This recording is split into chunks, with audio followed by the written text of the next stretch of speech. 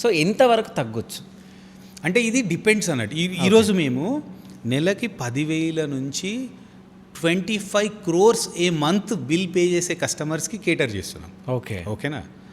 So ఇప్పుడు ఈ 10,000 కస్టమర్కి 1,000 రూపాయలు ఎక్కువ ఉండొచ్చు. ఓకేనా? ఒక నెలకి ఇప్పుడు మా అన్నయ్య వాళ్ళది ఓకేనా ఆల్మోస్ట్ ఒక 5-6 lakhsలో 2.5 lakh ఎక్కువ వచ్చింది.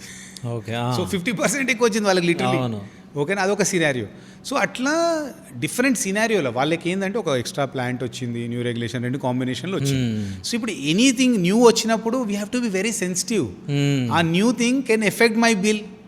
అట్లాంటి ఇన్సైట్స్ మేము ముందే ఇవ్వగలుగుతాం. ఇప్పుడు మా సర్వీసెస్ని అట్లా యూజ్ చేసుకోవాలి. ఇప్పుడు న్యూ వచ్చేటప్పుడు షుడ్ ఆస్క్ అస్.